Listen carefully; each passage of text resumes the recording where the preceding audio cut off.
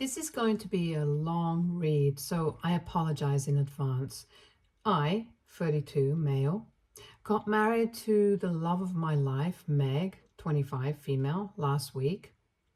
The wedding ceremony was beautiful, though it involved some drama that could have been avoided, to be honest.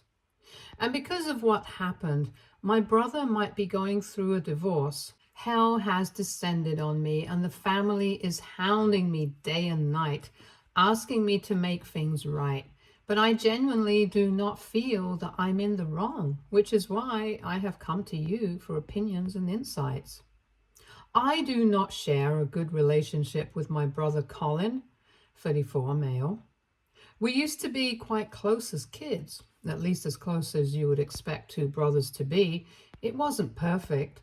We had our share of fights even as kids, but it was never a strained sibling relationship. I had his back, and I knew he had mine. So it was all good between us. Our parents always put family before anything and tried to instill those values in us as well. It's a shame I was the only one who reflected these values. 6 years ago, when I was 26, I started dating a girl, Shay, now 32, female. I was madly in love with her, and everyone around me knew that. And she was part of the same friend group I was hanging out with at the time, and I was besotted with her the minute I saw her. To me, she was the complete package. She was gorgeous, tall, eloquent, and just stunning and smart overall. I was so taken by her that I completely overlooked all her toxicity. And boy, was she very toxic. The moment I started dating her was the moment drama completely engulfed and overtook my life. She was a great girl, but she was not the right girl for me. We were not compatible at all. I was very non-confrontational, and she was the exact opposite. She loved drama, lived for it, in fact. There was a new fight every other week for something very random and trivial in my eyes. But I was crazy about her, and that's why I kept ignoring all the red flags. 6 months into dating, I found out she was cheating on me with someone from her workplace. I found out by accident and was devastated. I confronted her, and she kept denying it until she finally broke down and admitted everything. I was heartbroken, but she apologized profusely. She said she had made a mistake and would do anything to gain my trust again. Stupidly, I believed her. I gave her another chance, even though I knew I shouldn't. I have always believed that cheaters never change, and I have never been proven wrong. All through my life, I have known cheaters in various capacities, and none of them could change their ways. I knew all that and still gave her a chance because I believed, or rather wished, that this time it would be different and she wouldn't be like the others. I was wrong, and for the first few weeks, everything was fine. I started trusting her again and felt that maybe we could get past the incident and build a new life together. 3 or 4 months after I caught her cheating, I started getting this nagging feeling that something was wrong. She was acting shady and suspicious. I didn't have any proof, and I didn't want to believe she was cheating again, so I rationalized her behavior in my mind. But it kept festering until I finally asked her if something was going on or if she had something to tell me.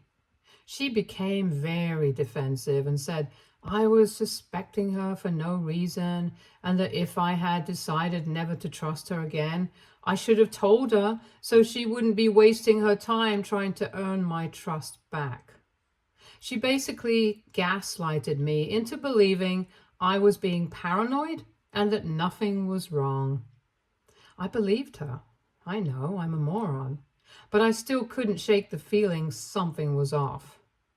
A few weeks passed, and she was still acting weird. I didn't have any proof, but all the overthinking was driving me crazy, so I started checking her phone without her knowledge. I should have known that was the point where the relationship had ended. I didn't trust her. at all. And even if I hadn't found anything in her phone, the fact that I thought her capable of doing something like that should have been enough to make me walk out. But I'm glad I snooped around because I found something that changed my life completely, and it's never been the same since then.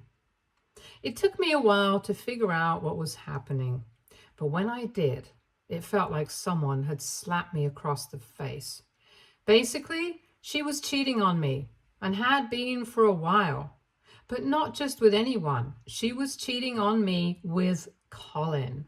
I have never felt the hurt I felt when I saw those texts. The two people who were supposed to be the closest to me were the ones doing me dirty in the worst possible way. I couldn't believe what I read. It just made me want to sink to my knees and bawl my eyes out. And that's when Shay entered the room and saw me with the phone. She started yelling at me, telling me I had no business invading her privacy. But I just showed her which chat I had open, slammed the phone on the wall, and went outside. I think I walked for around 3 or 4 hours. She called me a couple of times, but I didn't respond. When she realized I wasn't going to talk to her, she made Colin call me. He called me once and then left a couple of texts saying things like, "I want to explain," and "It's not what you think." But I wasn't having any of it. What I had seen was enough proof, and I wasn't going to deny my own eyes. I went back home and texted Shay to collect her stuff from my place the next day. She called me again, but I didn't answer. For the next few days, I was pretty numb. I wasn't talking to anyone. She got her things and left without a fuss, which I was grateful for. Colin didn't try to get in touch after that. How could he? What could he possibly have to say to me after what he'd done? But I think a week or so later, I called up my parents and told them exactly what had happened. I also told them that Colin was dead to me and that I wouldn't be coming home when he was around. They were hurt by the situation, but they supported me initially. They also took Colin to task and stood by me for the first few months. From what I know, Colin got really defensive and told them Shay and he were in love, but they weren't having any of it, and I'm very grateful for that. I just cut Colin off completely and went to therapy. In therapy, I realized how toxic Shay was for me, and that's when I began to genuinely believe that God had actually saved me through this whole fiasco, even though it hurt like hell. I moved on from that incident gradually, but I never forgave Colin and never spoke to him again. A few months later, I met Meg, and the rest is history. We started dating when it was easygoing and peaceful with her, unlike the drama-filled relationship I had with Shay. I didn't tell anyone in the family about Meg until a couple of years later when we had decided we wanted to get married. She knew all about my situation with Colin and that we were estranged, and she knew about my apprehensions of introducing her to my family. When I introduced her to my parents and told them we were engaged, they were delighted. They were also relieved, I guess. They congratulated me on finding someone and said they were happy for me. They also said to my face that they were even happier because now we could be a real family again. I asked them what they meant by that, and my mother said that now that I had moved on from Shay and Colin and Shay weren't dating anymore, Colin and I could now put everything in the past and move forward as brothers. I was shocked and hurt that she could even suggest something like that. But I tried to be respectful and look at things from her perspective. I told her that while I knew she thought the issue was automatically and miraculously resolved because I had moved on and Colin and Shay weren't dating anymore, the fact of the matter was that my brother went behind my back and slept with my girlfriend. I told Mom that there would never come a time that I would forgive him or that I would move past this. It wasn't about Shay, it was about how Colin could betray me like that. Mom got angry when I said this and told me I had to realize that no matter what happens, Colin and I are family, and as brothers, we have to stick together no matter what. I told her this little family lesson should have been given to Colin too, that we stand by each other and remain loyal to each other no matter what. I told her he was the one who wronged me and I was the victim, so I got to decide whether or not I wanted to forgive him. It was getting pretty heated between Mom and me, and Dad came to my rescue. He told Mom to drop it and not force me to do something I wasn't comfortable with. Mom agreed, but I could tell she was salty about it. Dinner was awkward and Mom tried to rope in Meg and get her to make me see sense. Meg just said she believed I was capable of making decisions for myself and that I would forgive Colin in my own time if that ever came. Mom was practically seething at this point. I don't know why or how she thought I would just forget something like this and move on, but she had this fantasy image of how our family was and would be forever. And she did not want to accept that the farce was broken and there was no way now that the family would go back to the way it was all those years ago. Dad told Mom that there would be no further discussion on the topic, and she agreed. Things were tense between us for a while, but they got better gradually. She didn't bring up Colin again and tried to be very mindful of boundaries, so I had no reason to complain. Little did I know my parents were planning a little intervention and were all geared up to ruin my wedding. Mom was involved in the wedding planning, as was Meg's mom.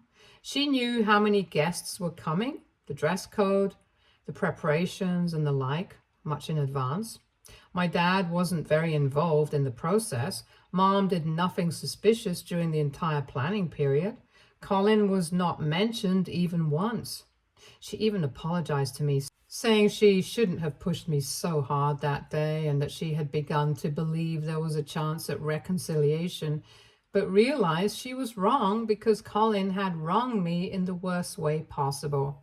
So there was no reason for me to suspect her or doubt her intentions, but I was wrong. On the day of the wedding, my best man, Rick, 32, male, a friend of mine from school, came running to me saying there was a problem I needed to deal with right away. I asked him what was up, and he said that Mom and Dad had arrived at the venue with Colin and his wife. I was livid. I told Rick to make them leave, and he said he tried to do everything without creating a scene, but they refused to budge.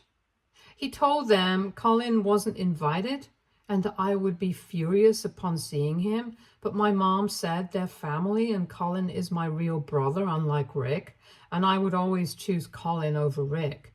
Yeah, right, Mom, totally. I couldn't believe they had planned all of this behind my back, and I needed an explanation from them immediately. I called my dad and asked what the hell was happening.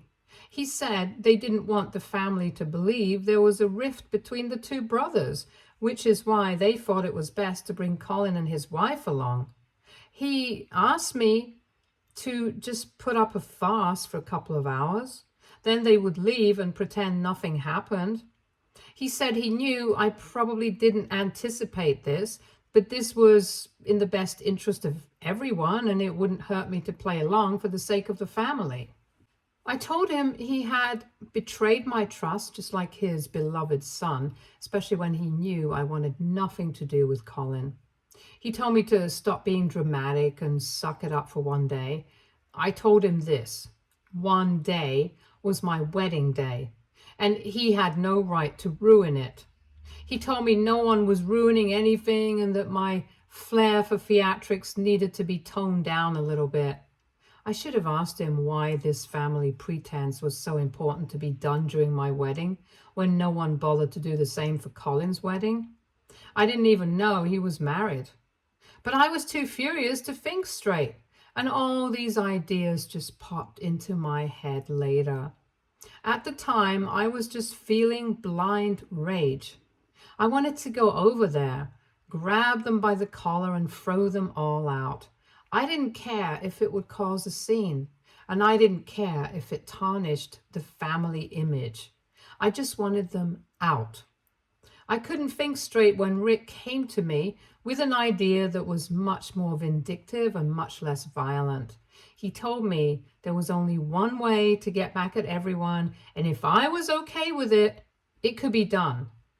The idea seemed good to me, but it was also too much drama for a wedding, and I didn't want to ruin Meg's day as well. I told Rick I would think about it and let him know. The wedding went without a hitch, but Meg had seen Colin and his wife and asked me what was up. I told her in brief what had happened. Once the ceremony was over, I took her aside and asked if she was okay with me doing what Rick and I had planned. She was a little hesitant, but said if that was what I needed to do to put my family in place, there was no better time or place than this, and that I had her complete support. I thanked her. God, I love my wife. And I told her to just sit back and enjoy the drama. When close friends and family were seated together, some people got up to make a toast. Rick started the whole thing because our plan was for me to make a toast to Colin and tell everyone how it was because of him that I met my wife, because he slept with my ex-girlfriend, leading to a breakup. It would be brutal for Colin and for my parents because I would be detailing everything in my toast. But they deserved it. Colin did for being a piece of shit, and my parents did for having no regard for my feelings and the hurt I faced. They only cared about the image of the family and society, and Colin and I were going to tear both to shreds in front of the entire world for all to see. Once everyone was done saying things about Meg and me, I got up and said I had a toast to make too. I don't remember what I said exactly, but I'll give you the gist. I started by saying I wanted to make a toast to my dear brother, Colin. The minute I said that, him and my parents turned white as a sheet, and his wife, however, looked only confused, and I had a hunch she didn't know why Colin and I were estranged. And to top it all, she was heavily pregnant, and that part made me mad too. Why was he at my wedding parading his pregnant wife around? It seemed to me he just wanted to steal the thunder, nothing else. Anyway, I continued with my toast. I said Colin and I had been brothers for the longest time, and even though he stabbed me in the back in a way worse than an enemy, I still wanted to thank him because it was his betrayal that ultimately led me to Meg.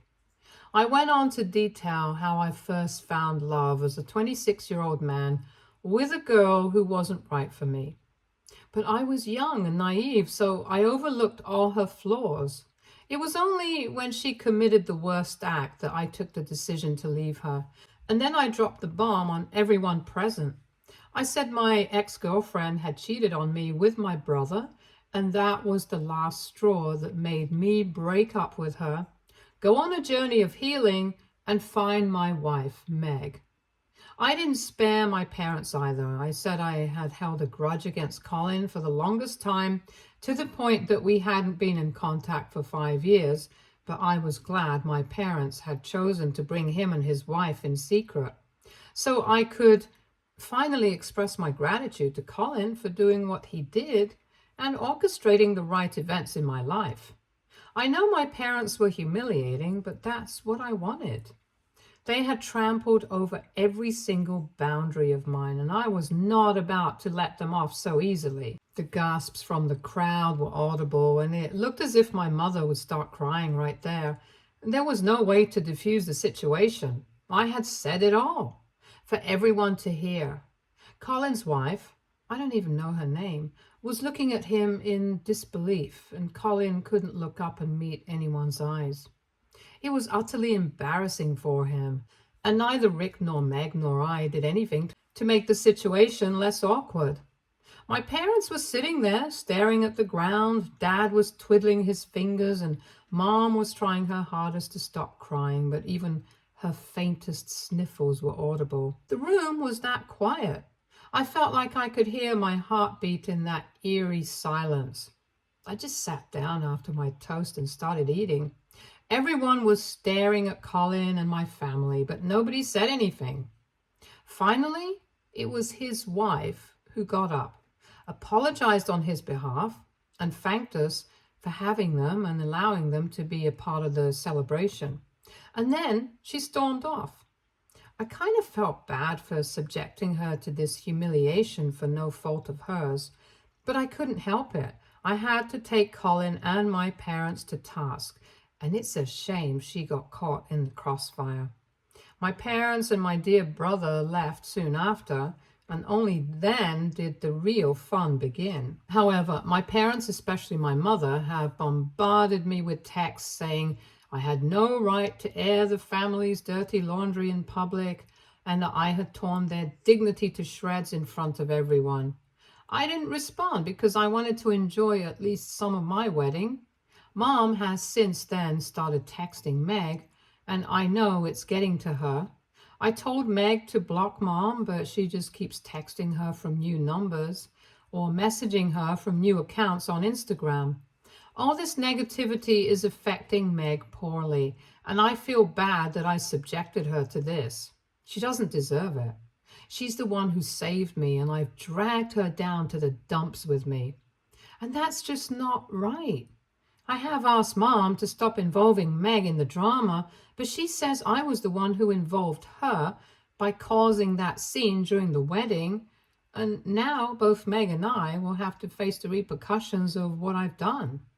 I know it's no use arguing with my mother because she's stubborn and nothing I say will make her see sense. Plus, I can't expect her to because what I did was vindictive. I just feel bad that because of my little revenge trip, my wife is suffering, and that's the last thing I want for her. I don't know how to get my mother off our backs, and I feel like I've caused more trouble than it's worth. Update 1. I got a call from my sister-in-law, Amy. I didn't have her number saved, so I picked up. She was very nice and apologized profusely for calling without prior notice, but she said she wanted to meet me and hear my side of the story because what Colin had told her was very different. She begged me not to tell anyone in the family that she was coming to meet me, and I told her that I don't talk to them anyway, so she was fine on that front. Honestly, I was in two minds about this, but Meg said we needed to help her out because she was going to have a child, and she deserved to know the kind of person Colin really was. Even though this is going to cause more trouble, I know Meg is right. Amy isn't at fault, and she needs to know the truth. I can't play a part in ruining her life when she's never wronged me.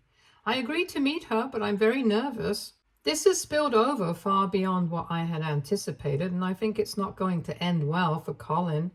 I don't feel bad for Colin. That piece of shit deserves every single bad thing coming his way. I just don't want to be part of family drama again, and especially not drag Meg into it. I hope it all goes well, though I know it won't. I saw Amy's reaction to the whole outburst during the wedding, and I know this drama won't end with me meeting her today. Update 2. The meeting went okay, I think. I felt so bad for her. She came alone and she's pregnant. It seems like the baby will come any minute. It looked as if she'd been crying. Thankfully, Meg was there too, so she eased the situation a little. I asked Amy if she had any questions, but she said she wanted to hear the whole story again. I told her exactly what had happened, how I found out, how I confronted him and everything. I also told her how Mom was pestering me into making things normal between Colin and me because of family. I asked her what story Colin had told her, and she said Colin had said that Shay and I were friends, but Shay fell for him. I couldn't accept that because I secretly had feelings for her all along, so I broke off my friendship with him. And it was only a year after I stopped talking to her that Colin and she got together. And even then, just briefly, I told her that was a complete lie. I don't know how long they dated because I never bothered to ask or find out. I asked her if my parents had told her the same story as Colin, but she said no. She said Colin had told her it was a very sensitive topic for the family, and since I had cut everyone off, my parents didn't like talking about me. It was very rare for me to be mentioned whenever she met Mom and Dad. I asked her if they had invited her to the wedding, and she said it was mostly Mom pressing them to go. Amy said she didn't want to attend because they hadn't received an invite. Plus, she knew about the bad blood between Colin and me. But Mom basically blackmailed both of them into attending. Colin didn't want to attend either. She said Mom kept saying we needed to let bygones be bygones and be a family again for the baby. She thought maybe I had indicated to Mom that I wanted Colin to be there, so she never tried to confirm with me. Also, she never thought the reality would be so different that it would completely turn her life upside down. I felt really bad for her, but there wasn't anything else I could do. I told her to let me know if there's any way I can help her. I don't want her to suffer just because my brother is a horrid human being who not only betrays his brother, but also lies to his wife. I think she's going to go forward with a divorce because she seemed pretty upset about the whole thing. I just hope it works out for her. It's not easy being a single mom out there. Update 3. Amy has filed for divorce, and my dad called me up and informed me, and unlike Colin and my mother, he isn't blaming me for everything that transpired. He just said Colin was going through a rough time right now, and he might try to call me and get in touch, but he's asked me to stay away. I told him I had been staying away until they decided to bring him along to my wedding. He didn't say anything to that. Apparently my mom and Colin are trying to get in touch with me, but they've been blocked everywhere, so I'm safe from their onslaught. I don't know the actual details of the divorce, but I do know Colin isn't taking it well because he really loves Amy. I think karma has finally come back to bite him in the ass, and I can't help but feel a little smug about it all. I feel bad for Amy, and Meg and I think we're going to offer her help when the baby comes, but I don't feel an ounce of guilt or remorse for Colin. He deserves it. He broke me once on purpose, and now he's broken himself. That's just how it is when you betray someone's trust and wrong them. Stay tuned for more stories from our girl relationships.